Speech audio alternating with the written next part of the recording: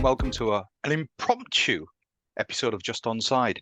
And the phrase "just onside" has never been so apt than it is right at this moment in time. Uh, the reason, obviously, is quite clear why we're recording today.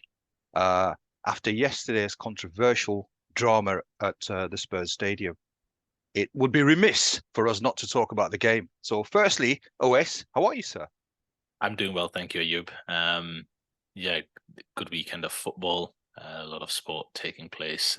Arsenal won, which I'm sure we'll get into in the week to come. But yeah, the events last night and the reaction there afterwards and all the fallout has been too extraordinary. And we were both keen to cover this on this Sunday afternoon. So yeah, no, I'm doing well, thank you. How about yourself? Recovered from your trip to France?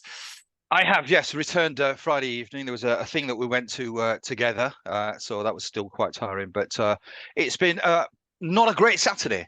It started off with my beloved Leeds losing, uh, and then the unthinkable happened. But we'll obviously talk about that perhaps tomorrow. Luton winning, and if things couldn't get any worse, then obviously there was the game between Liverpool and Spurs, the team that I picked for winning the league.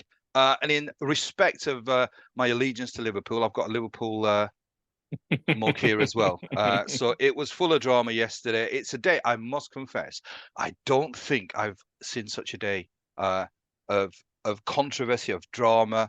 I mean, I had a house full of people. I had family and relatives. Most of them support Liverpool, and they were outraged. I was outraged as well. I must confess, I am still seething. What I saw yesterday was absolutely disgraceful, but obviously we'll comment on it more in detail. But before we crack on with the show, please smash a like, subscribe if you haven't done so, and especially with this one. We are waiting for your comments. We're going to offer our thoughts on this, but we'd love to hear your thoughts on this as well, because it's a very emotive subject. It's one which has really created a lot of discussion. So it'll be interesting to hear what you guys are thinking. So first, always, how do we unpack this? You take it away, because I have no idea how we start. Neither do I. Just a little bit of context, though, Ayub.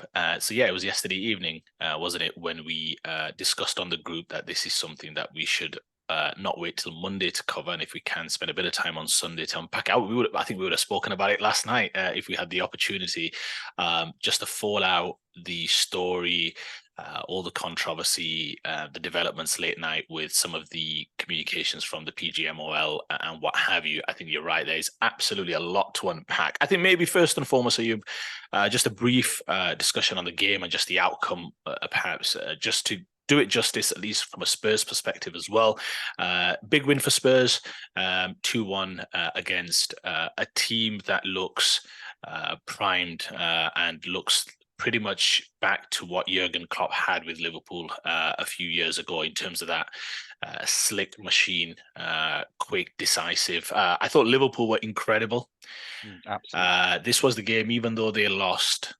I think they can take a lot from it, and that's normally a cliche that we offer, but I genuinely believe that's what the case. Yeah, you saw the desolation on the faces when Matip scores the own goal. It reminded me a little bit of the Ajax players famously when Spurs won 3-2 with the Lucas Moura hat-trick in the Champions League semi-finals. It's what we love about sport, because the emotion that it carries. Every single Ajax player, when Moura scores and runs off. If you remember, Harry Kane came off the bench and Pochettino was in tears, and every single Ajax player was on the pitch crying. Yesterday, Liverpool players, after putting a significant shift in with 10 and then 20-25 minutes at least with 9 men, they were relatively comfortable with Liverpool. A lot of changes made. So the disappointment with all of them head in hands at what had happened. Big credit to Alisson putting an arm around Matip. Not that it was any consolation to the veteran defender who had a good game, to be fair. So really unfortunate. But yeah, big win for Spurs. They remain unbeaten alongside Arsenal. Clearly, there's something about this Spurs team. I don't think they were great when they were playing against 9, and I think that's a little bit about, again, the time that it takes to forge a certain identity, understanding what to do when you're playing against 10, 9. I thought they were way too narrow. They need to move a lot more quicker around the sides. But in the end, the one moment when they did manage to get slightly around the side with the ball, I think it was fizzed in by Porro, correct me if I'm mistaken. Yeah. But it was the one situation that Liverpool allowed like that, just, a slightly more attacking situation, on the move, on the run, whipped in. And unfortunately for Liverpool, it ended up in the back of the net. But yeah, big win for Spurs, keeps them unbeaten, a point behind Manchester City. But yeah, they can take still a lot of confidence that 7 games in, having played Manchester United, Arsenal, and Liverpool, that they still remain unbeaten in the league. So credit to them. Liverpool, incredible. Maybe I'll let you comment on Liverpool a little bit more, but I think they should not be in any way disheartened by that performance. Absolutely, and I will focus on Liverpool. I mean, you can't apportion any blame to Spurs. I mean, perhaps you can question the euphoria that they showed right at the end when Matip scored the own goal, but it's at the end of the day, it's a game of football that they've won at the fag end of the game, so maybe I suppose it's understandable. But it was against 9 men. But in terms of Liverpool, I mean, it was. I mean, Klopp actually alluded to it as well, that he was so proud. And really, I mean, I'm not a Liverpool fan. I mean, I've got a soft spot for Liverpool, but uh, you couldn't help but just be humbled by the effort that they put in, and how wonderful that they were. I mean, it was just heartbreaking that own goal. I mean, if you're hypercritical, you can criticize Matip's defense, but they were absolutely on their knees. I mean, to play with 9 men, it's Herculean. So it was just so disappointing. I mean, obviously the game was impacted by incompetent officials, but in terms of Liverpool, I mean, I've said that they were going to win the league. After yesterday, they deserve to win the league. There will be that, to me, will be the justice would be Liverpool winning the league. But I think even though they lost yesterday, I think the heart that will give them, the camaraderie, everybody fighting for the cause, I think it was wonderful. It really was a demonstration of cohesion of a team, and I think kudos to Klopp. You can question if maybe Spurs were not impactful, weren't really, I suppose, finding the opportunities that they should have done. I mean, they're playing against 9 men. I mean, and I won't have anybody convince me that it's difficult to play against 10 men. It's difficult to play against 9 men. I've always said, if you've got 10 men, maybe they're obviously packing the boxes, but you've got an advantage. You've got to try and be clever enough, cute enough to use that advantage against 9. You're right. I think they were reasonably comfortable. So it was heartbreaking that it was a mistake by a Liverpool player, and it would have been one of the results of perhaps the Premier League. But in saying that, as a Leeds fan, we played, I mean, I'm not exactly sure, about 20 years ago, we played Chelsea, and we played with 9 men against Chelsea for a whole of the second half, and it was a 0-0 game. So it's been done before, but absolutely gutted for Liverpool, gutted for the fans. 20 years ago. Yeah, about but about 20 years ago. Wow. But I think Liverpool fans shouldn't be too down. I think they should be angry. They have every right to be angry. But I think there's a cause for optimism, and it will be so fitting if Liverpool do win the league now. Well, I think just on that, on Liverpool, I was texting my brothers at halftime, saying that this feels like the Liverpool of old. The slickness, the way they were running through, passing through the thirds, getting the movement. Salah on one side, Diaz keeping width on the other. They looked threatening. They scored with 10 men. They should have scored another goal with 10 men when Diaz missed that opportunity just before halftime. We'll come on to the disallowed goal as well. So they I mean, it feels like they've made their peace with being down to 10 men. That's obviously 4 red cards now for the season so far. But they look vibrant. And I think in the end, when you support your football club, unless you're very short-sighted and simply just want your team. I mean, of course, we all want our team to win. I'm not stupid. What I mean is, if you're supporting your team simply because you want to win so you can feel good about yourself, I mean, fine, have at it. But I think if you have a certain connection with your football club where you look at simply more than just results in terms of the way they behave, the performances, the stature, the kind of standing of that football club, as a football fan, you'd think that's what I want my club to be. That's what I want my football team to be. That even in the face of adversity, They're fighting, they're scrapping. There's a spirit about them in terms of the way they were defending at the end. Again, the fact that they looked threatening with 10 men, they obviously had a miraculous result at St. James's Park. It felt as though if they kept to 10 men, they were still going to have maybe the odd opportunity in the second half. You remember when Salah and Bissouma were dueling on the far side, that nearly ended up being quite a threatening situation. So even with 9 men, Van Dijk had a header from a set piece. So I think in the end, if you're a fan of Liverpool, just in terms of the way they performed, that's all you could ask for. That even in amongst some of the troubles, and again, some I would argue were still some semblance of self-infliction, let's say. But the team scrapping, they're fighting, and it bodes well for them for the rest of the season, because the season is long, and those performances over time will bring about a considerable lot of points. So we shall see how it shakes out. But yeah, I'll let you take it away in terms of everything else. Are you? Well, really, I mean, it's where do you start? Where do you start? I've never been so disgusted. I mean, we've talked about this. I mean, this is something that virtually every single week, it's a subject that we almost sort of feel compelled to talk about. The incompetence of officials. Now, yesterday, I think it went beyond that. I must confess. I mean, obviously, Klopp can't say it, maybe the club can't say it, but certainly I can say it. I think questions need to be asked about the honesty and the integrity of the officials yesterday. What I saw wasn't just incompetence. I think it went far beyond that. The decision the offside goal. I still can't. I mean, what we'll do is we'll just sort of one by one. So we'll talk about the offside goal first.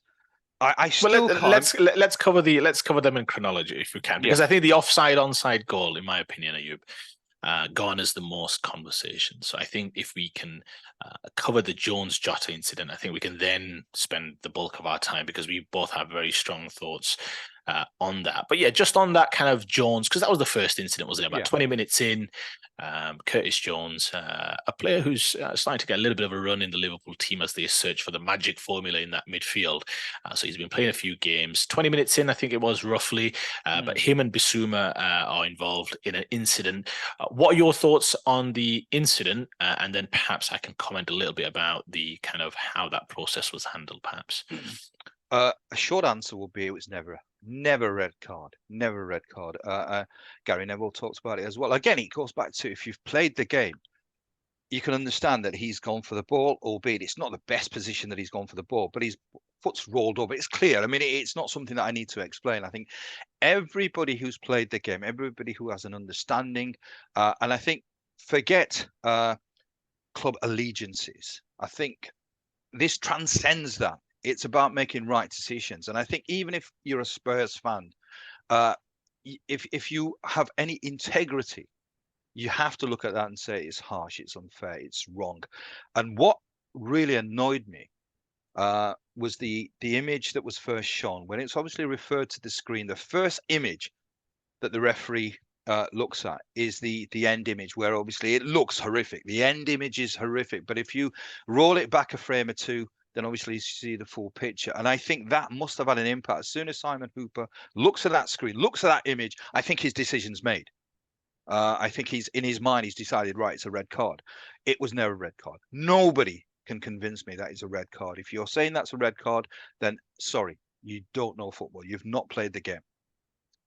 Well, it's funny because on one of my notes, and I literally written it here about transcending any allegiances, and you took the words out of my mouth. There's no topic in sports in general that I'm more passionate about than striving and endeavoring in professional sports, not amateur sports, although even in amateur sports and semi-professional sports, there should be an ethical understanding between both parties playing the game, that you play the game in the right way. You fight, you compete, you scrap. But in the end, you've got to try and reach the right calls, the right decisions, because ultimately that's what it's about. And so you're right. I believe this general, when you're evaluating, well, this is more prevalent for me with this decision as well, but also the onside offside, which we'll spend a bit of time on with the Luis Diaz goal. But I mean, with this particular incident, you've seen the incident. And then Gary Neville on commentary talks about how it looks like one that they're going to want to have another look at. And that's because Bissouma, who I have no qualms with in this situation, there was clear impact with his leg. And he's obviously on the floor. Now, you know this. If a player's on the floor and clutching at his leg and wincing in pain, it's going to heighten the situation. Again, I'm not arguing that he was faking or what have you. I believe he was in pain. What I'm simply saying is, if he'd got up to, let's say, if he was just kind of bent over and just on his haunches a little bit, it would have probably already diffused the situation somewhat, you would argue. But the fact that the player was on the floor, the fact that there was a little bit of a commotion at the time, you're already elevating or heightening the seriousness of the incident. Now, he's obviously issued a yellow card in the first instance, and we've been told that more times than not, you then need it's going to be a fairly serious and obvious, clear and obvious situation to override that. Now, you're absolutely right, Ayub. We've all played the game, at least on an amateur level, and we've watched enough football. And the question I would ask is that one of the reasons why red cards are issued, just in the same way as it's one of the aims of sentencing in the criminal justice system, is to act as a deterrent. Right, is to act as a deterrent. You give red cards so that players, especially when it comes to violent conduct, so they don't do that again, and it stands as a deterrent for others who may want to or who may commit such an incident, for example. Now, the question I ask is, how can that red card act as a deterrent when the actual incident from Curtis Jones, or the action from Curtis Jones, is accidental? It's hard to deter someone from doing something if the very action happened accidentally. That's my point. There's no level of deliberation in Curtis Jones's action. He plays the ball. His foot then rolls over the ball. I think we all accept that, and what have you. And then obviously, as it's rolled over the ball, his foot has then made contact with Bissouma's leg, which then contorts, as it often would, because you've got two opposing forces and there's a bone there and what have you. And it contorts and it can look bad. And to your point, Ayub, for the VAR to intervene there, and then for Simon Hooper to go to the screen, and for the first 5 or 6 seconds that he sees as he's walking to the screen and then standing in front of the screen, for it to be the freeze frame, is a part of the process. If that is the process, I do not understand it whatsoever. What are we trying to prove here? That no one's disputing that the foot made contact with Bissouma's leg above the ankle. But the question is, what are we trying to prove here? Why are we using slow motion and freeze frames to deliberate intent? The human eye isn't geared to understand intent from freeze frames. We should be using freeze frame images, still images, to establish whether there's a contact for a foul or whether there's contact for a handball, etc. But if we're going to argue on intent, surely you just got to play the incident. Yes, play it. If you want to slow it down a little, I'm more than happy. But the game is as fast as ever. In midfield, especially so, where you're fighting, you're dueling, and what have you. I think most people would accept Curtis Jones hasn't. I mean, you saw his reaction immediately. He was upset to get the yellow card. So you can imagine what his thoughts were when the decision was reversed and that was upgraded to a red card. So why, again, if we want to establish, was there contact? Marcus Rashford's penalty against Nottingham Forest at Old Trafford 3-4 weeks ago. They were looking, they slowed it down to establish, was there contact? Because if there was contact, they were going to argue that that was enough for a foul and a penalty. Handball's the same. Does the ball make contact with the hand? Have a still image, slow it down, no problem. But to ensure intent, you've got to show the context of the full incident. Surely he plays the ball, the foot goes over the ball, as it often does if you try and trap it or what have you. And then, unfortunately, as is often the case when midfield players or quality midfield players, you're not going to get that much space. Bissouma, it's a lack of space. It happens all in a small kind of area. You're going to sometimes have that where limbs, you're making quick decisions. It's happening super fast. So I don't understand what the idea is. Again, giving out red cards for an accidental, and it wasn't even a reckless action. It just happened accidentally as his foot went over the ball. So for me, that whole process, especially the displaying of the still image for 5-6 seconds, I'm not quite sure why that's part of the process. How can that ever be a reasonable explanation for allowing the referee to make a clear and informed decision. Play the incident in real time, then play the incident a few times on a replay. Surely you can see that he's made a play for the ball. So that would be my biggest gripe with that. And the fact, again, that the still image is played for so long, it just doesn't make any sense to me. I don't understand what value that adds. I'm absolutely certain it's influenced the decision. And it's the thing now is when it's a referral that is made by the VAR team to look at the screen, it's almost inevitable now. I mean, I've only once, I think, seen an incident. I mean, you may sort of have more examples, but I've only seen it once where the referee's been referred to the screen and he's actually kept with his original decision. And it was actually a game between Leeds and Wolves. It was, we scored. Big Adama Traore had been fouled. I mean, he's a big unit, but I think one of our players blew on him and he just fell down. But that was the only time that I've actually seen where the referee's gone. He's had the conviction to believe his eyes. He's looked at the incident and he's decided, no, I've made the right decision. It almost seems now that as soon as a referral is made, you might as well just carry on with the game and make the decision. Don't even go to the screen. Yeah, and just two things. I was going to save it for later, but you make a very good point, Ayub. I mean, it happened once earlier this season as well. I can't quite recollect the game. It happened about 4 weeks ago on a Saturday. But two things on that, Ayub, because you make a very good point. Mike Dean, if you remember, in his podcast with Simon Jordan, which I think is called Upfront, he talks about how the next evolution of VAR will be where referees feel comfortable to stick with on-field decisions, because to your point, at the moment it's a 99.8% kind of reversal rate. Once you've been reviewed or once you've been asked to conduct an onside or pitch side review, let's say, the referee will then normally side with the opposite decision to what you made, essentially, and what have you. But what's really interesting about that, Ayub, that whole process is the VAR recommends a referral, right? He recommends a review. That's what happened with the Curtis Jones incident. Well, a couple of weeks ago with the Havertz penalty incident at Manchester United, if you remember, he goes through, Aaron Wan-Bissaka and Casemiro come in, and Anthony Taylor gives a penalty and he says, Aaron Wan-Bissaka, number 29, I think, for Manchester United, I think he is, trips Havertz. When Anthony Taylor is then informed that he needs to conduct a pitch side review, you know what happens at that point? Whilst he's making his way to the TV monitor, he's asking the VAR official, what will I see when I get to the screen?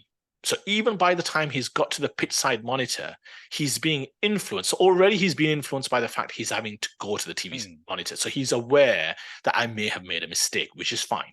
But the point is, it's then a little disingenuous to call it a pitch side referral, because by the time he's actually arrived at the pitch side monitor, Anthony Taylor and the VAR have had a conversation. I mean, you can check it. The audio has been released, where it'll be, what am I going to see when I reach the TV monitor? And the VAR will say, Havertz goes through, there's no contact with Wan-Bissaka. There's this already element of information that's being built into the referee. And my argument is, well, what's the point of going through this kind of sham of having Anthony Taylor then watch the TV monitor? If he's already been informed of, he's been given all this information that's drip feeding into his consciousness, information that's going to already influence what he's going to see. If somebody tells you, this is what you're going to see when you get to the monitor, blah, blah, blah, blah, blah, and you get to the monitor, you've already got all this kind of preconceived ideas of what you think you will see because you've already been informed by another party. So the idea that it's this kind of independent second look from the referee who can then just make an independent call, he can stick with his decision, he can maybe override it,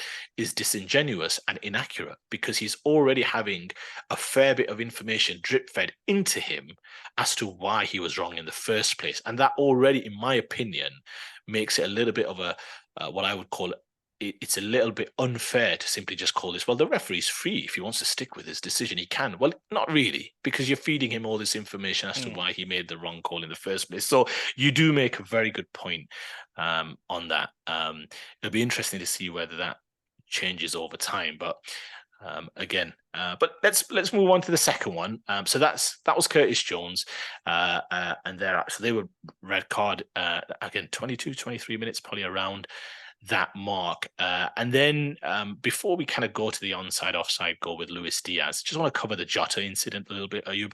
What are your thoughts? 2 bookings in the space of a couple of minutes, I think it was, and 2 yellow cards. What were your thoughts on that generally? Because that obviously took Liverpool down to 9 men. I mean, it was a strange performance by Jota. He was like a cat on a hot tin roof. He was all over the place.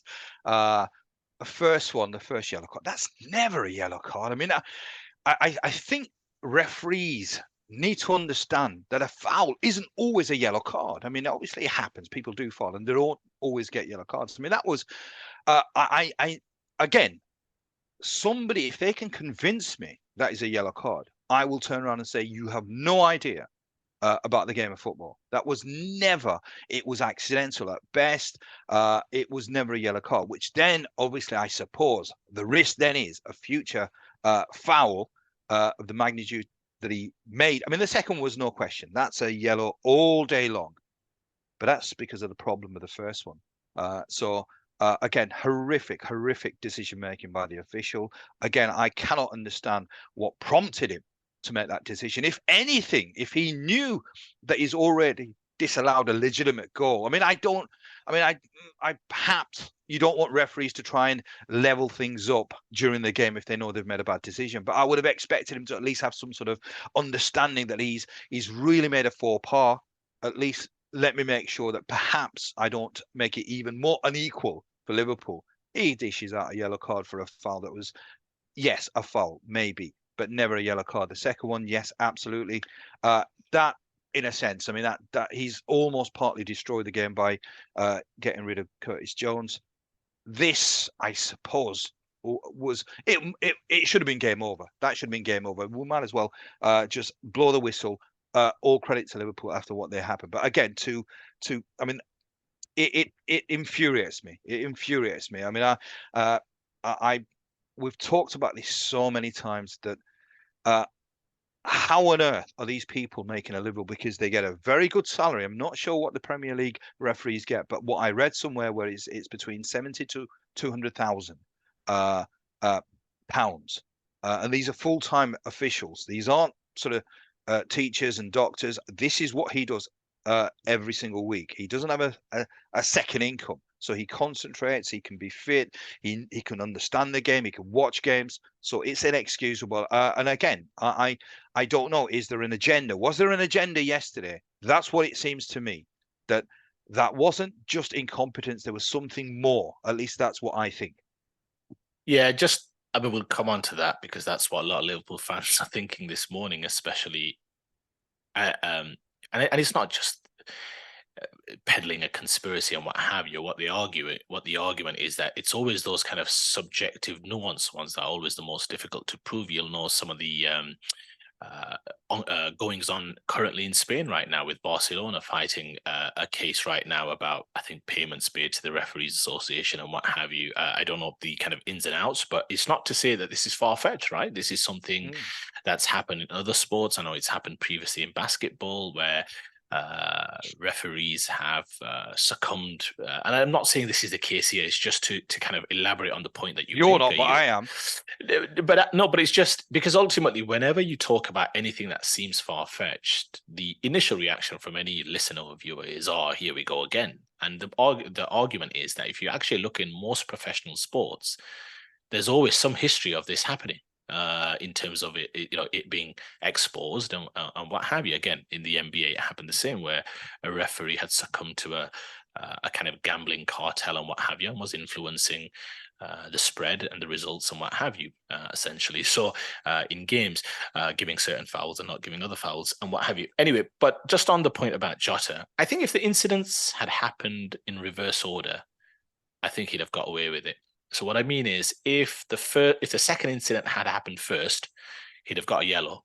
I think if then the first incident happens second, the referee would have probably got away with perhaps just saying, "Hey, listen, just need to be a little bit careful." Now, going through those incidents, I think the first one, a supposed clip on Udogie. I mean, you could argue it's open for interpretation about which player clips who, right?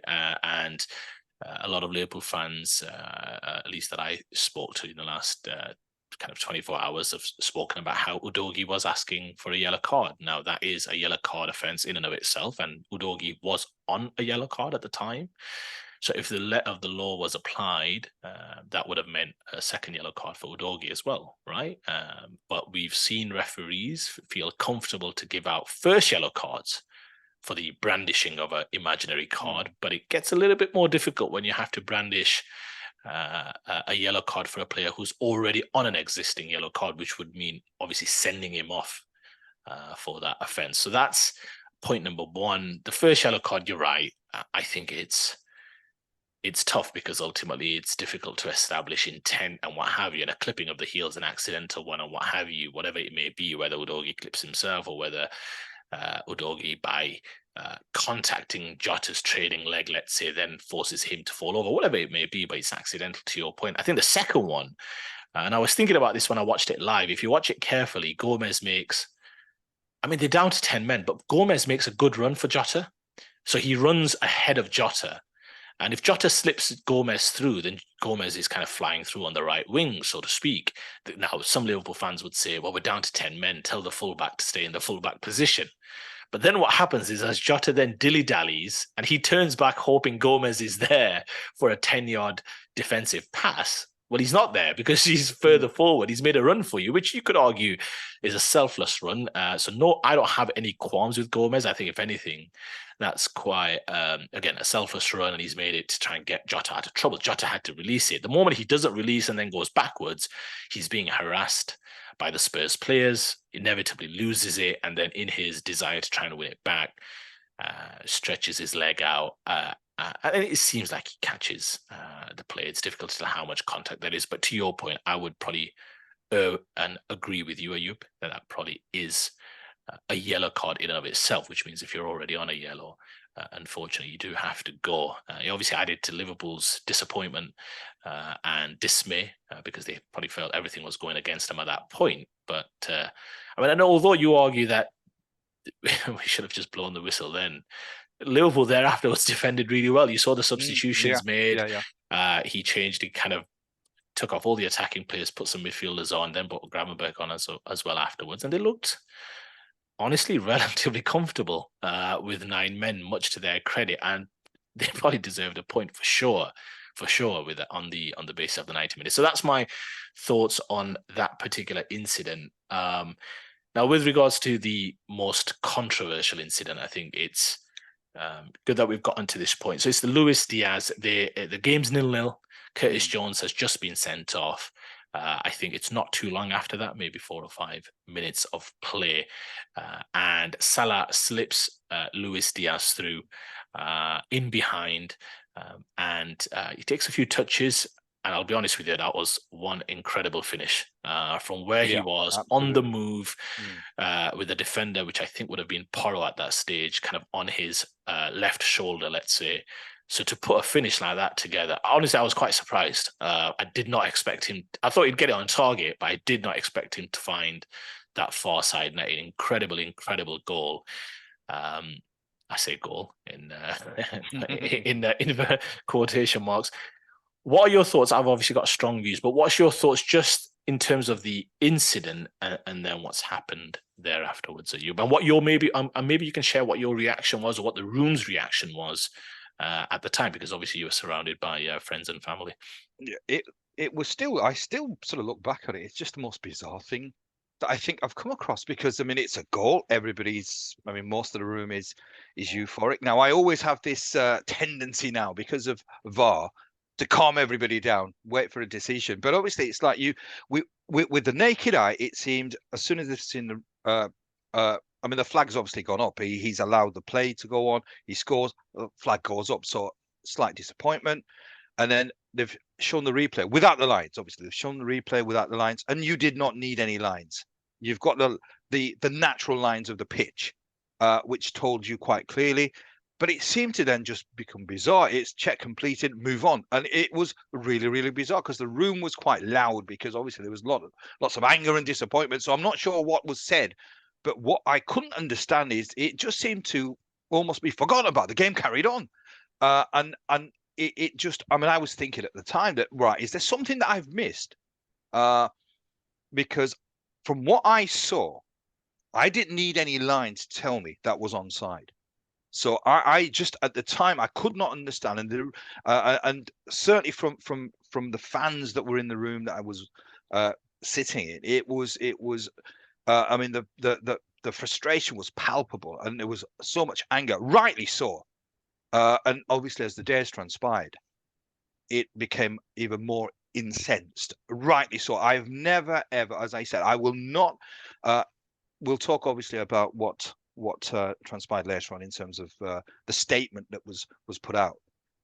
That to me I'm not having anything or anybody convincing me that that was purely based on some sort of misunderstanding. There is something very unsavory about that incident. For a guy, Darren England, he spent a lot of time making sure that Curtis Jones got sent off, so he made sure the images was right, and suddenly he's asleep. Suddenly, and there's also an assistant of VAR as well. It's not just one individual. There's two Correct. people there. Dan Cook. Yeah. So I can't believe that two individuals would have misread that situation. So I think this is not incompetence, and I won't have anybody convincing me that it's incompetence. I think serious investigation needs to take place. There's the customary, I think, 1-game ban that these individuals will receive. That's ridiculous. That's absolutely ridiculous.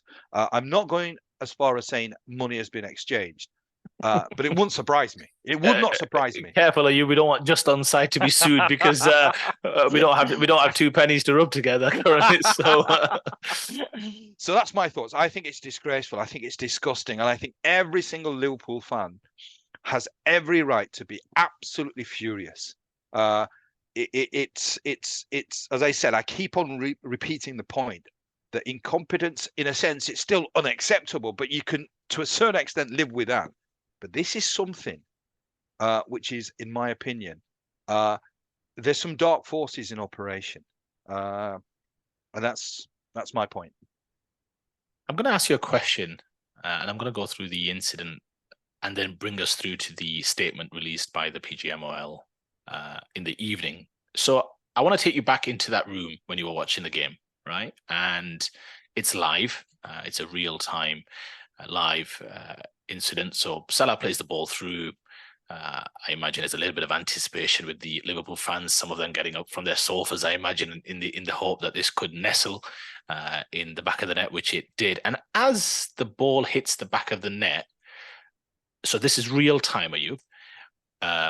What told you from that moment on that goal was disallowed? What were the key things that happened immediately after the ball hit the back of the net, so that from that moment on, what you did as a viewer in your living room, what told you that goal had been disallowed? I think there was, I mean, in terms of what my recollections are, the linesman, I mean, I don't know what the rulings are, but the pass is made, play continues, the goal goes in, and then the flag goes up. So I think the player's reaction, I'm pretty certain in my mind. I've not watched the highlights, so from what I can recall, they've obviously looked across the line, and obviously they've seen the flag go up. So it was a moment of euphoria, but it was a brief moment because I think the flag went up as soon as the ball went into the net. So straight away, euphoria, and then there's a huge come down. But then when we've seen the replay, there's euphoria again because you're looking at that, albeit without the lines. But as I said, you don't need the lines because the pitches, the groundsmen these days, these are razor sharp. These aren't amateur groundsmen. So the lines, because it wasn't a tight call, I looked at it and I thought this is clearly onside. But it seemed to move on so quickly. That was the thing. It was before you could process it. Tottenham have got the free kick, and plays continued. And I think for a few minutes in the room where we're trying to process exactly what's happened, because with our eyes we are convinced it's onside. But what we're seeing now is a game continuing. So it took, as I said, in terms of the decision, that was more or less instantaneous because the goal goes in, and I think even the players' reaction, they've looked and they've seen the flag go up. So you sort of realise quite early on, but thereafter, It's a state of confusion that I cannot explain. I cannot understand what's going on.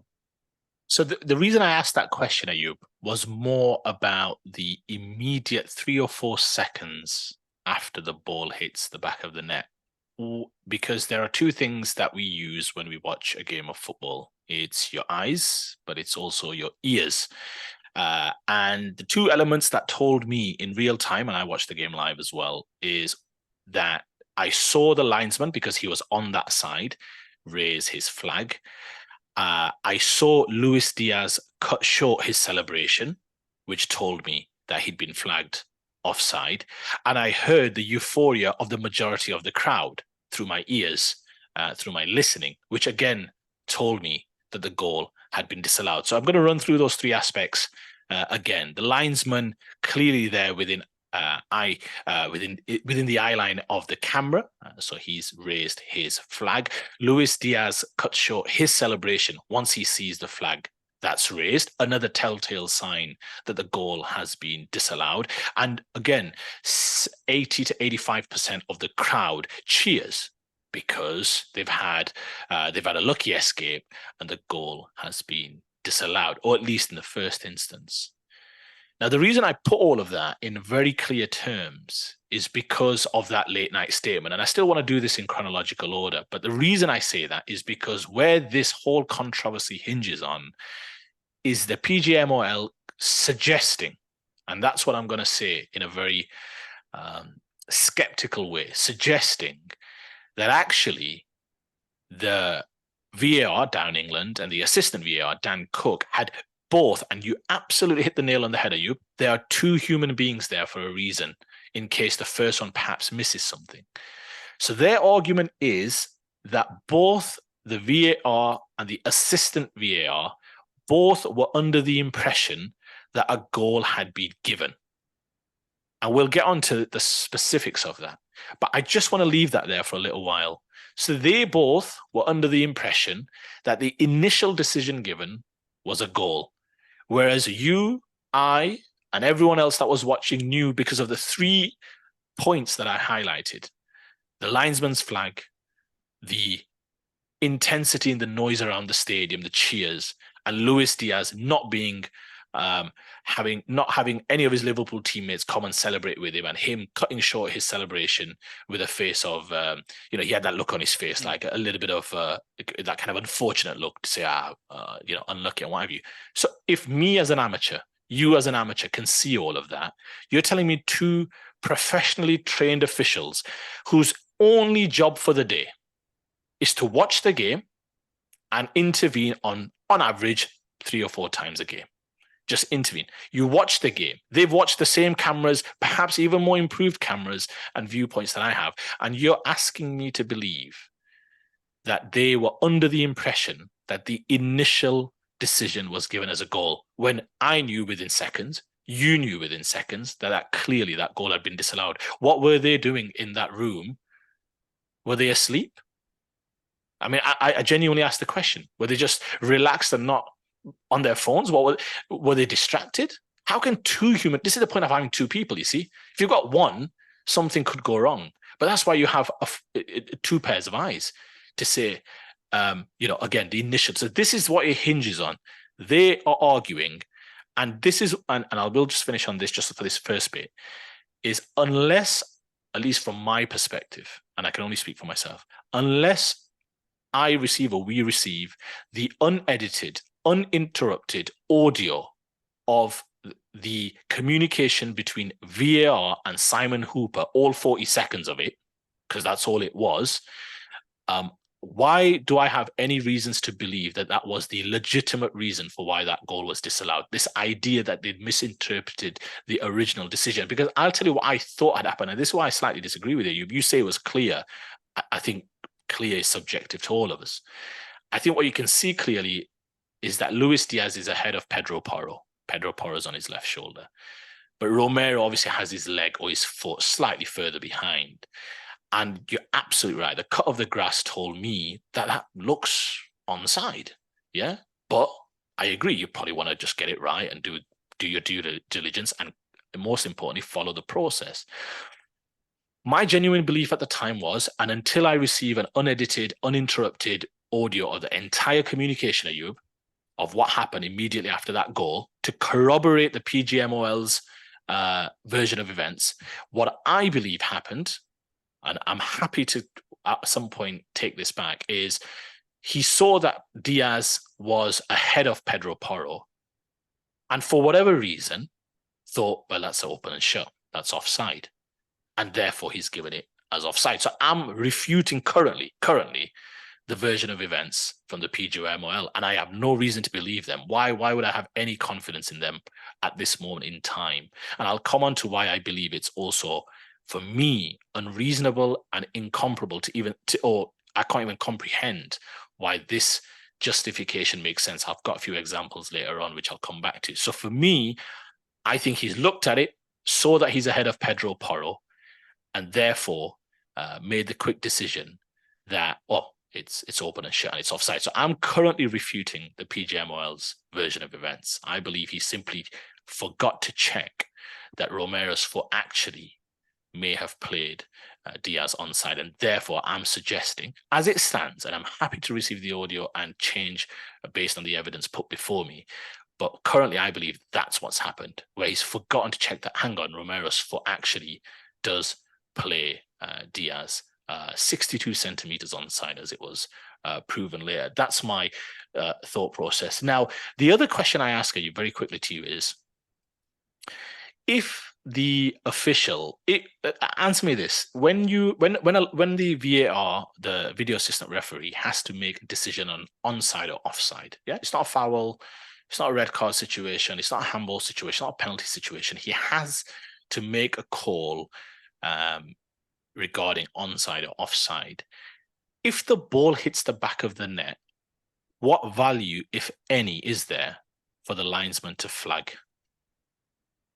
My point is, why, when the ball hits the back of the net, is the guidance given to the linesman to flag? When, and this is important, Ayub, when in red card foul situations, and this is important, and I will be trying to be clear with my words, when there's a foul, this idea has been set that depending on the referee's decision, it then has to be a clear and obvious error to overcome, to then change the decision of the referee.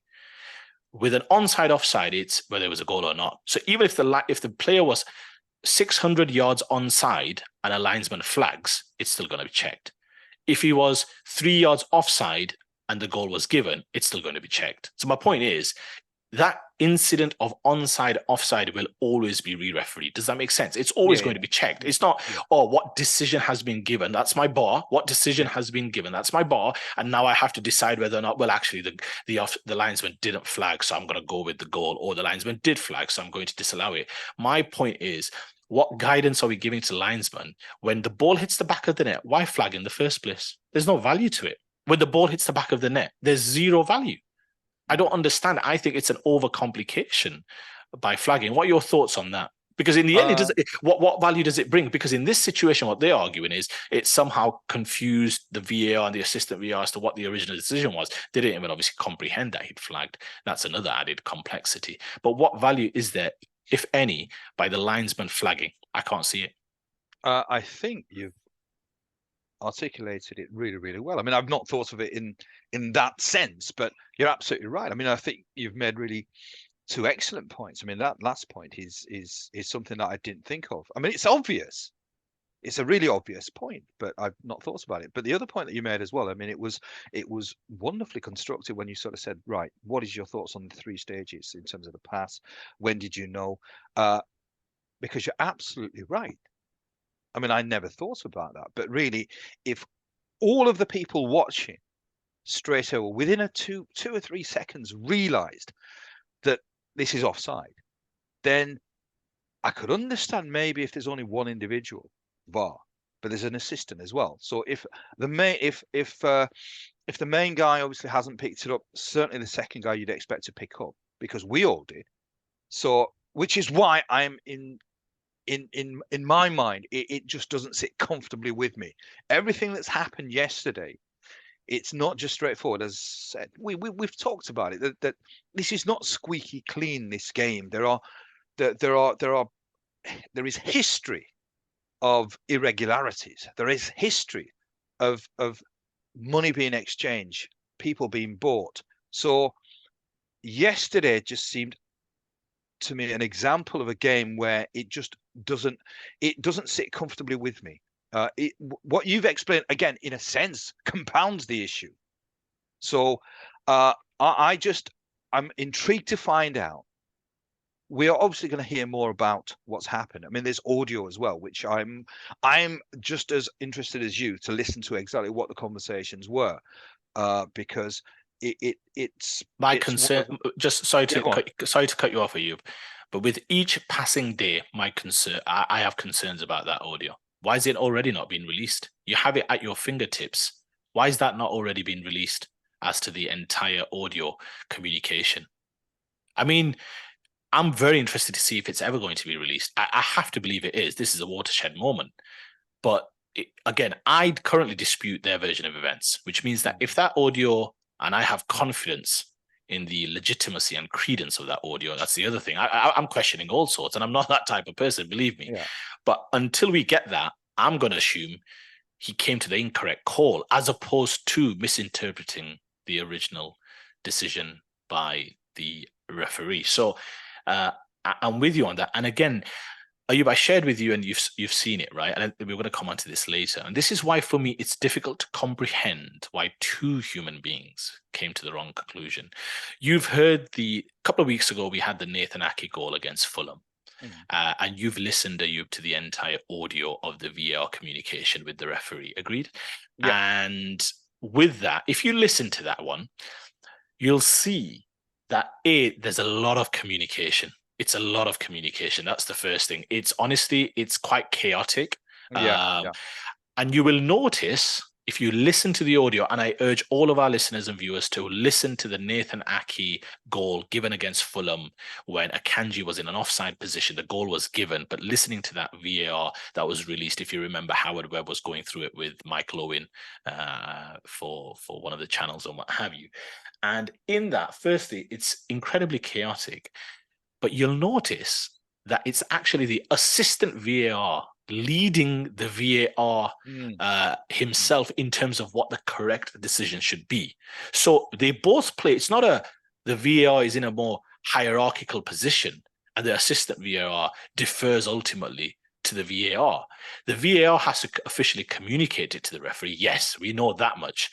But the assistant VAR on that occasion, if you watch it carefully, if you listen to it carefully, and again, I urge anyone to listen, you'll notice it's actually the assistant VAR who makes the decision up until the point where the VAR asks the assistant VAR, so you want me to go check complete. And the assistant VAR says yes. So the VAR then communicates to Michael Oliver, who's refereeing, check complete. It's actually the assistant VAR who plays the more dominant role. So my argument is, it's not a case of the VAR is there and the assistant VAR is there just in case he faints and we need somebody to take over or he has some health concerns. They both play a fairly constructive and dominant role in understanding, and maybe that's by design. And you would argue that's a sound suggestion. Have two people there just to maybe talk it over. Now, I would argue it actually created more chaos because there was a lot of communication. Remember, time's ticking and what have you. So just on that, to have Darren England and Dan Cook both arrive at that misinterpretation, surely at some point there was a communication between both of them to say, if the version of events from the PGMOL is confirmed and corroborated, where one of them said original decision was offside. And one more final point, you've also listened, Ayub, to the Kai Havertz penalty incident audio release as well. Do you know what the final words Anthony Taylor says to VAR? Just the last comment that Anthony Taylor makes to the VAR. So he's at the monitor. The penalty's been given. He's at the monitor. He's about to reverse his decision, right? He's been advised by VAR to reverse his decision. His last words to VAR was, okay, perfect. So restart. Drop ball to the keeper. Thank you. And the VAR responds, confirmed. You know what they're doing there? They're doing what is known as, because it's an audio connection, because you're speaking to somebody not in physical proximity to you, you run back what you're going to propose to do in case that there's been any confusion. Yeah. Now, if the VAR is in physical proximity, so basically if the VAR was there physically at the Emirates Stadium at that time, I'm talking about the Arsenal incident, the Kai Havertz incident, you wouldn't need to do that. You'd get together and you'd say, I don't think it's a penalty because of A, B, and C. Please reverse your decision. Just start it with a restart, no problem. You're talking a more colloquial way. Yeah. But because it's done on audio, so you can't actually see the person, and there's potential reception issues, Wi-Fi issues, maybe there's a bit of buffering, there's a little bit of static, whatever it may be, what you do is you validate the steps you're about to take to reconfirm, to avoid any confusion. And the reason I mention that, Ayub, is you're telling me that this process that happened yesterday, knowing that you can't physically see the VAR that you're communicating to, the assistant VAR who doesn't communicate to the referee, it's more the VAR, but there was not a case of restart. How long would it say? And this is what I mean, why I find it difficult to comprehend. How difficult is it to say Diaz is onside, award goal? It took me all of what? A second to say that. So you're telling me this process apparently allows for confusion where somebody could misinterpret the original decision? Absolutely not. I cannot believe that for 1 second, that when you are not in physical proximity to the person you're communicating with, there's no check back, that you just finish it with a check complete. And then you're asking me to accept that two human beings both arrived at the wrong decision in terms of what the original decision was. It's just difficult to comprehend that's the case. Was the assistant VAR just distracted and somewhere else where he didn't have the opportunity to run it through someone? So that's the point I would make. It's just difficult to accept the PGMOL's version of events unless we receive an uninterrupted, unedited, complete audio. And thereafterwards, I'm more than happy to evaluate my thoughts on that. Excellently put again. I think there's some really, really good points that you've raised. And I think it's true. I mean, you've actually enlightened me as well in terms of perhaps going forward, because this should be a watershed moment. Because this is, I mean, we've talked about this. I mean, as I said, we've the amount of times we've had to comment on incompetence of English refereeing. But there has to be a process as well. If we've got VAR, then it has to be effective. At the moment, it's not fit for purpose. And I think the individuals who are involved are I mean, yesterday was an embarrassment, absolute embarrassment. I think, to me, 1 game suspension, that's ridiculous. They should not be allowed unless they've got sufficient training, or perhaps an investigation takes place to find out exactly what their reasoning was. Because, as I said yesterday, to me, it stinks. There's a stench about the decision making. Something doesn't feel right. And as I said, I could live with incompetency, not every single week, but every now and then you could live with incompetency. But yesterday was something which really should be a cause for concern. So certainly from my point of view, it was a forgettable occurrence. And if I had any doubts about VAR, yesterday just compounds it even further. Just so there's a few other bits that we want to cover in terms of perhaps how the process could work, right? I've covered them once here, that you have this reaffirmation of the steps to take to restart the game, which would then allow for this confusion to be eradicated. I believe that already exists, which is why I'm skeptical about the PGMOL's explanation that both the VAR and the assistant VAR understood the initial decision to be a goal when you, I, and millions around the world knew it was disallowed within seconds. So there's a disconnect there, right?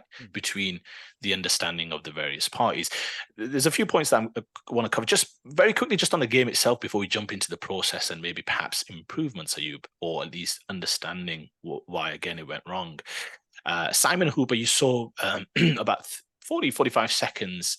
And one final point I just want to make, Ayub, is let's say the PGMOL's, just rewinding a little bit, say the PGMOL's version of events is correct. Both Dan Cook and Down England both were under the impression that the initial goal was a goal. At what point do you not think that when the Spurs goalkeeper or the Spurs defender was looking to restart play, that both the VAR and assistant VAR couldn't have shouted down their microphones to Simon Hooper to say, stop the game, stop the game? Why is there being a restart being taken by the Spurs player when this should result in a centre kick. Remember, their argument is both Darren England and Dan Cook thought it was a goal. And hence it didn't take them too long to decipher. It didn't apparently take you too long, Ayub, to decipher that it was onside. That's what their argument is. So at what point when Spurs were, remember, there's two different motions that the referee makes in that scenario. If it's offside, he raises his hand and he blows a whistle to say offside. It's the hand, the raised hand, the vertical arm, I should say, above your head to say offside. So the Spurs goalkeeper is going to be taking it, or the Spurs defender is going to restart the play because it's an offside decision. Whereas if it's a goal that's given, which is what Darren England was awarding and Dan Cook were awarding, it would normally be a blow whistle and pointing to the centre, right? So two different hand gestures, arm gestures would be made in the event. So at what point when Spurs were lining up that restart, could Darren England not have intervened at that point? Maybe even when the ball was in the air after the kick, he could have intervened, stop the game, stop the game, stop the game. Why let those seconds fritter away until it gets to the throw-in, which you saw where Simon Hooper is talking to the VAR? You can see that 45 seconds later, Simon Hooper's talking to the officials. And it was at that point, maybe Simon Hooper was thinking again, could I intervene? And I have two quick thoughts on that. So I question that. Why could they not intervene? Even remember, every second that passes after the restart makes it a little bit more difficult to go back in time. Whereas if the ball's just in the air and you stop the game, no one's going to argue, oh, it's another phase of play. This is against the rules. Yes, it is technically against the rules, but who cares if we arrive at the right call? And football yesterday, you missed an opportunity. Irrespective of rules, you mentioned it earlier, you made a very good point. This transcends allegiances. There was a moment we could have had in football yesterday where we moved away from this tribalism and nonsensical kind of rose-tinted glasses that we all look through just because we want to support the narrative of our own clubs and our club's agendas, by Simon Hooper stopping play 30 seconds, 35 seconds later, speaking to both managers, telling them both, I've made a horrendous mistake, but we're going to fix this right now. That was a goal. Now, I'm not saying he needs to be asking Ange Postecoglou for validation or approval that we're going to be giving this goal, because he's not going to be happy, the manager. I accept that. But if we had done it in the right way, yes, it would have been still a massive talking point, but at least we'd have been of the kind of conclusion we got to the right call at the end. And it would have been a watershed moment that football fairness prevailed in the end. The right decision prevailed, the right call. And we tie ourselves up in these rules that, well, once you restart, you can't go back in time. I'm like, who cares? I want fairness above these rules. That's what I want. So what's your thoughts? Could we have had an intervention? Could that have been a massive moment in football if such an intervention had occurred? And why did Darren England not intervene when that restart took place with a Spurs free kick as opposed to a Spurs centre kick, let's say? Everything that you've just said, Ois, no one can disagree and everybody should accept. That worries me. That's the point that worries me. The fact that you've eloquently explained exactly what should have happened, but it didn't happen. And that's the worry for me. That's the reason why, some people will say it's a conspiracy theory, but that's the reason why I have so much reservation, so much doubt, so much cynicism, because all of the points that you have made are good points, but common sense points. And that's why I'm concerned. I'm really concerned that I hope that something doesn't emerge from this game, which leaves a really sour taste in the mouth of football fans, because what I saw yesterday was, as I said, it worries me deeply. It worries me extremely that maybe there was something happening in that game that perhaps will have repercussions later on. A lot of Liverpool fans will argue that because of some of the recent history with Jurgen Klopp and his comments about Paul Tierney, has that rubbed up some officials the wrong way? I mean, it's not necessarily maybe perhaps how do I put it, an all-out agenda. Again, I don't have the evidence to prove that. I'm not going to peddle that. To your point, there's some things that happened yesterday which raised massive questions. Alarm bells are ringing, right? That's your point, ultimately. My point is there some subconscious creeping in about some of the, let's say, difficult decisions that Liverpool have had to encounter? And is that because of the fact that Jurgen Klopp has been, at times, maybe no more than any other manager, to be fair, tough on the officials and the officials' fraternity, let's say. I don't disagree with you. I think I want to jump on a little bit, Ayub, if we may, to what kind of is currently slightly wrong with the process. I've got two main points on this, and hopefully we can wrap up. But I do want to ask you, when we first started this podcast, I mean, we talk offline all the time, Ayub, about sports, about football, about life in general. But when we started this podcast, what would you say is, in terms of having to monitor your tone, your words, your delivery, and all the rest of it, why is the reason for that change? So say you and I are having a conversation, whether it's at work, whether it's offline, whether it's on the phone, as we often do, and we talk a certain way, right, as two friends would. When we come onto the podcast, what's the main reason for why we try and be, at least in my case, borderline professional? In your case, I mean, you know, but what do you think is the main dynamic that changes? Why is that the main dynamic changes when we're on the podcast? We try and be relatively professional.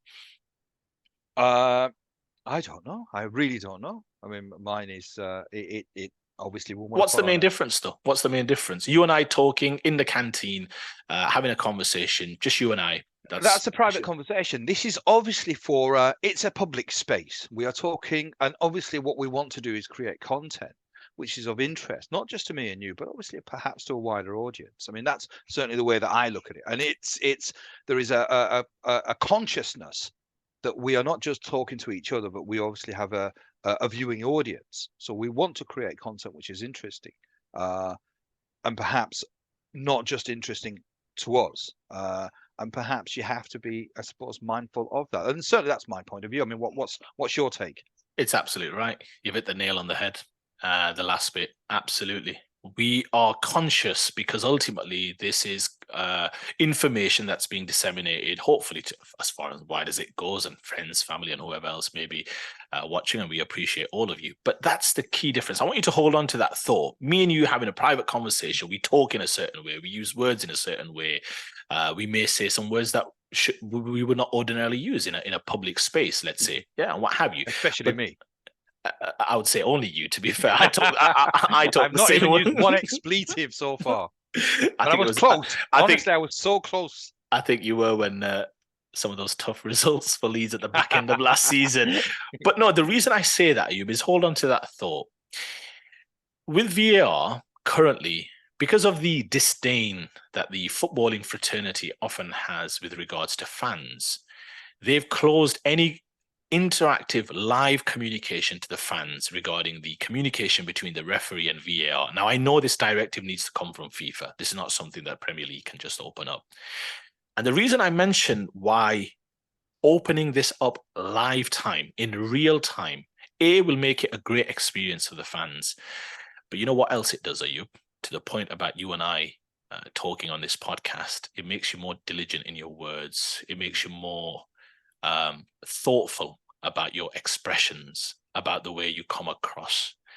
And having that emphasis and having that point of difference, if VAR and the referee's communication was live time, published in live time to the TV, to the fans in the ground, to the millions of fans watching, it makes it a better experience. I'm always big for making it a better experience for all. This is the entertainment business, Ayub, but it makes you more diligent and thoughtful and more coherent with regards to your communication. And if we had that with regards to this particular incident and all VAR interventions, I guarantee you what happened yesterday wouldn't have happened, because you're just on the ball a lot more, as we would say in slang terms. You're just on it a bit more. You're not just, all right, yeah, check. It's more like you'd have been, so say I'm the VAR and you're the referee. I'd have been like, right, I'm going to perform this check. Yep, we freeze framed it where Salah's played the ball. Luis Diaz, yep, we've got the lines drawn. So this would be an interactive experience. You're more thoughtful. You're not just spouting stuff. Remember why Mike Dean said he was taken off VAR in the end, and now he's a TV personality. He said I was talking too much, to be fair. I was communicating way too much about the game and other things. So he wasn't following the strict protocol about what you should be doing. If there is a level of focus and attention that the TV cameras can see you, that the TV audio can hear you, millions are listening around the world. You're just a lot more diligent about how you're communicating.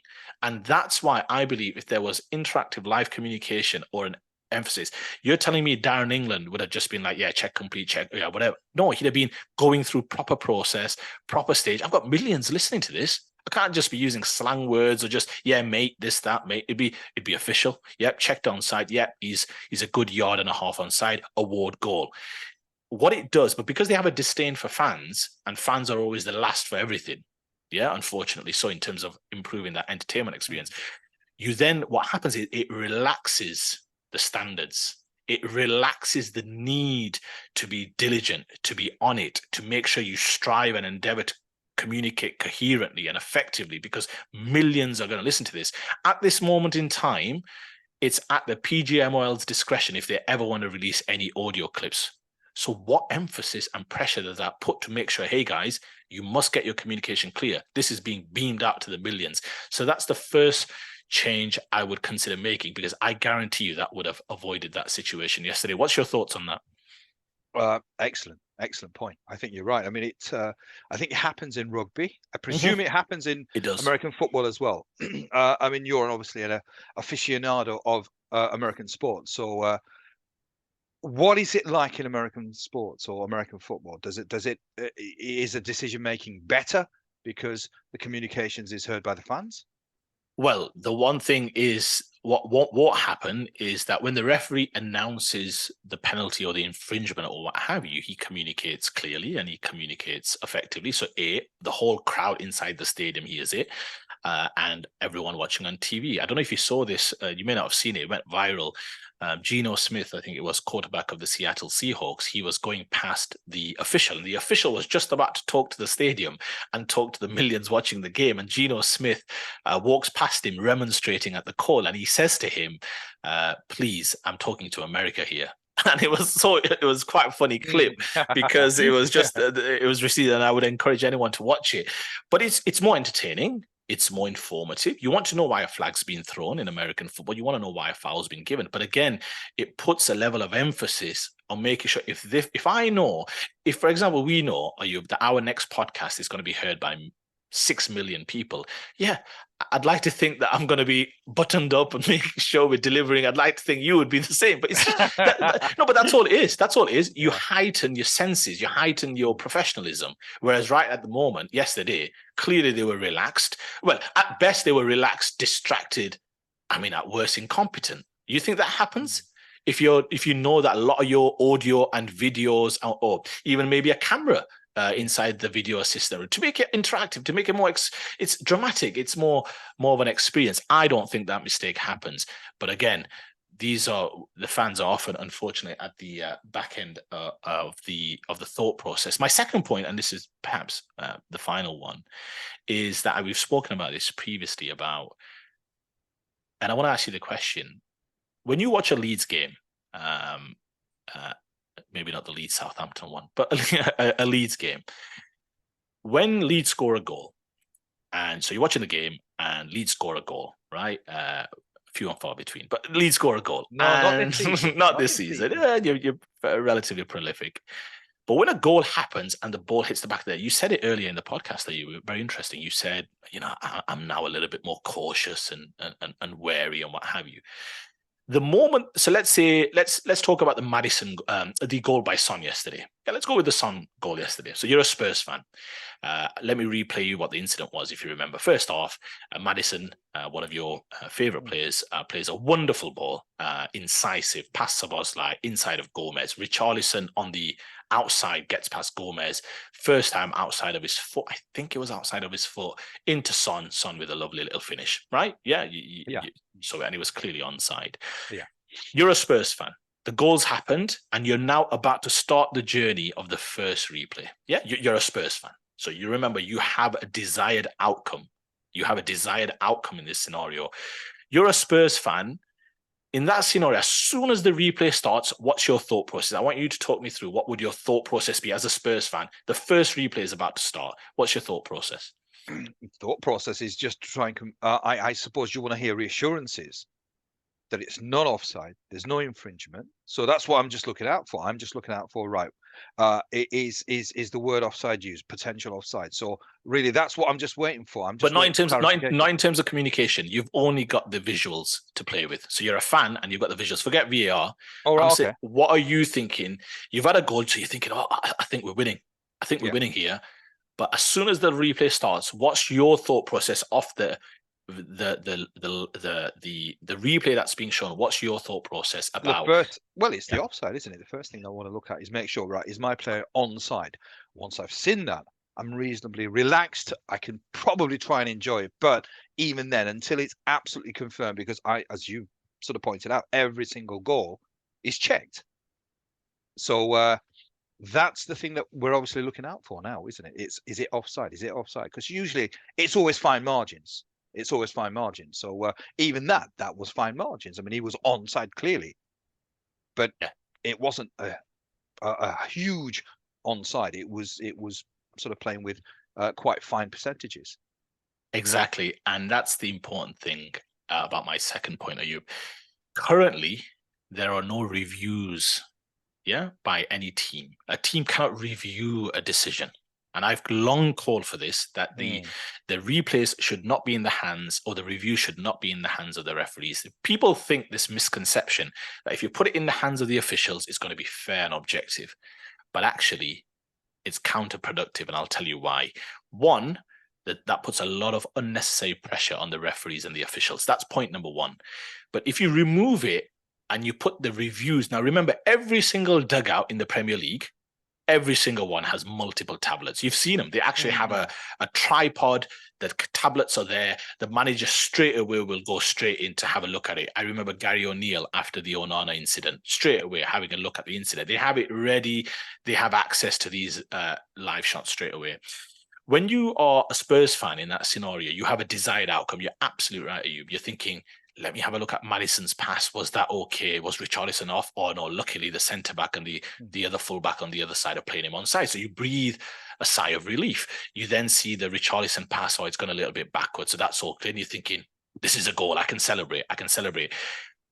If you put the reviews in the hands of the teams, what happens is, because the teams have a desired outcome. Remember, I was an Arsenal fan when the Garnacho goal happened at the Emirates.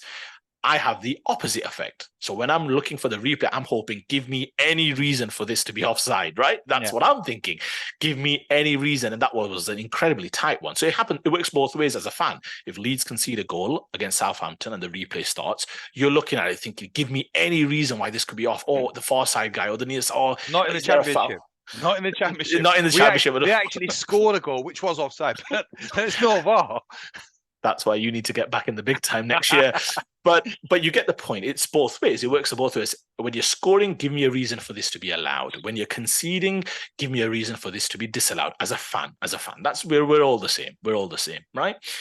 And if you put the reviews in the hands of the teams, the subtle and smart difference that does is that the team can then, there's no onus and pressure on the refs. The team gets a certain allocated number of reviews. So yesterday, this is what would happen in my hypothetical scenario. And this is the critical point. Jurgen Klopp would have thrown a flag. I mean, all goals should be reviewed and should be done competently. We all accept that. I mean, that's unfortunately, we couldn't even get that yesterday, right? But what Jurgen Klopp could do is throw a flag or call a review straight away, right? Because he gets the camera straight away. I mean, you've got resources. These teams have got resources. They have instant access to replays.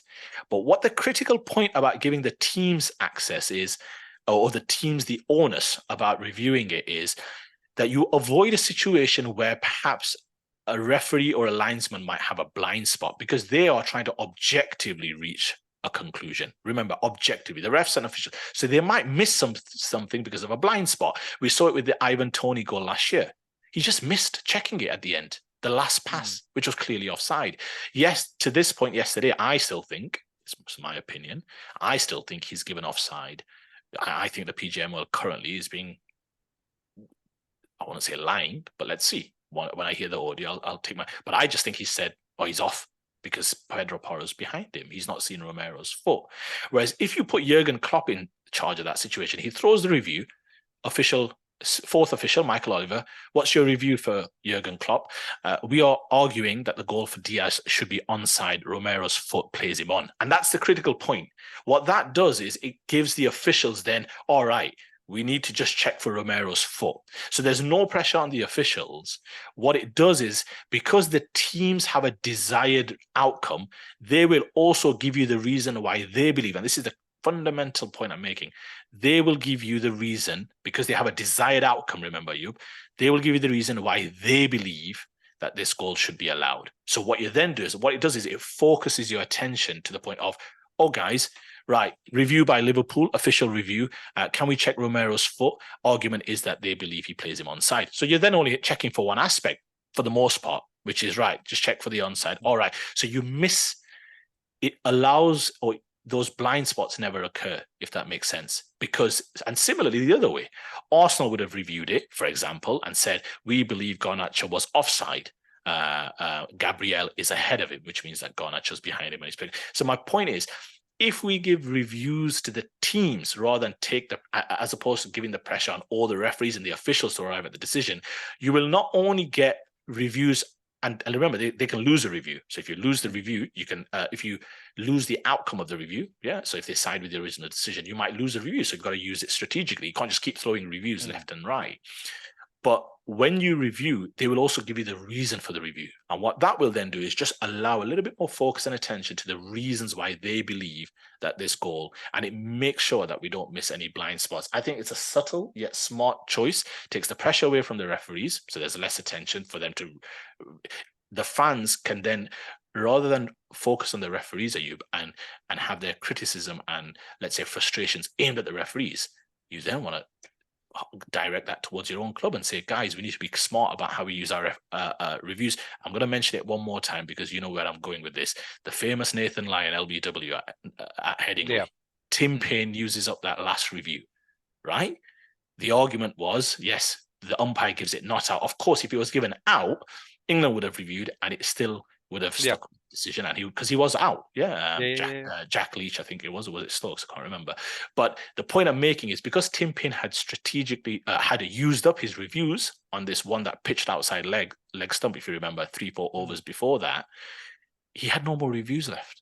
So it's put the pressure on the teams to use those strategically and also give the reasons why, which happens in American football all the time. You throw a flag, you'll say, we're arguing that the receiver did not complete the catch. They'll give you the reason why they're challenging. And then you'll arrive most likely at the right decision. I think putting pressure on the audio for that to be live and beamed to the world will put pressure and heighten standards, or increase standards. And I think the second point about putting the review system in charge of the teams will allow for more accurate decisions as well, because they will be able to give you the reasons why they believe the decision is wrong as well. That I can't disagree with. It's something that I've advocated for a long, long time. And I've said before, I mean, we're both sort of cricket fans to varying degrees. But cricket is, the administrators are much more intelligent. And I just sort of think that they seem to be much more advanced, much more in tune with what's needed in the game. But on that note, I think we'll call it a day, because it's been about an hour and a half. But I think it was needed. It was absolutely needed. I think the consequences of what's happened yesterday, I think, deserves the time.